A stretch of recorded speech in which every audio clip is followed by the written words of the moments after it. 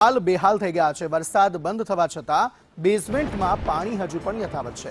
તલતીજ પાસે બેઝમેન્ટના ગોડાઉનમાં પાણી ભરાઈ ગયા છે। ગઈકાલે 8 ફૂટ જેટલા પાણી ભરાયા હતા। હજુ પણ 4 ફૂટ સુધી પાણી અહીં ભરાયેલા છે। અંદાજિત 3 કરોડનો માલ સામાન જે છે તે પલળી ગયાનો વેપારીઓ દ્વારા દાવો કરવામાં આવી રહ્યો છે। વરસાદી પાણીના નિકાલની તાત્કાલિક માંગ કરવામાં આવી રહી છે। અમદાવાદ શહેરમાં 24 કલાકમાં જે ધોધમાર વરસાદ પડ્યો હતો ને તેના કારણે તારાજીના દ્રશ્યો છે તે હવે સામે આવી રહ્યા છે। વરસાદ ભલે બંધ થઈ ગયો અને 48 કલાક વીતી ચૂક્યા હોય, પરંતુ લોકોની મુશ્કેલી છે તેનો નિકાલ આવતો નથી।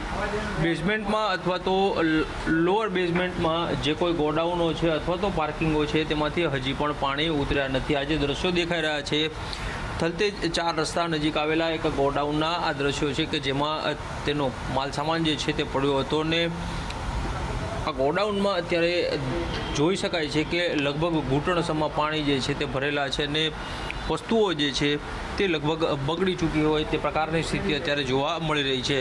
મેનેજર છે તેની સાથે વાત કરીશું। શું કહેશો, કયો સામાન આમાં પડ્યો હતો અને કેટલો સામાન પડ્યો? ટોટલ કિચન ઇક્વિપમેન્ટનો સામાન છે। હોટલ, રેસ્ટોરન્ટ, કેફેનો સેટઅપનો આખો ટોટલ સામાન, ચમચીથી લગાવીને ચીમની સુધી ટોટલ સામાન આપણે અહીંયા ગોડાઉનમાં પાણી ભરાઈ ગયું છે બધું।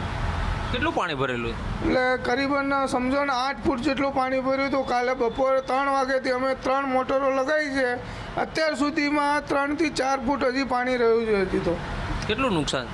નુકસાન તો ઘણું બધું છે સાહેબ, મિનિમમ જોવા જાઓ તો 2 થી 2.5 કરોડનું નુકસાન હશે આમાં। શું કહો છો, આ પાણી નિકાલ અથવા તો પાણી અંદર ના આવે તેની કોઈ કાયમી વ્યવસ્થા થવી જોઈએ? થવી જોઈએ ને સાહેબ, એવી રીતે તો ના હોય કે રોડનું પાણી બધું આખું નીચે આવે છે, પાછળની ગટર લાઈનો બધી ઉભરાય છે।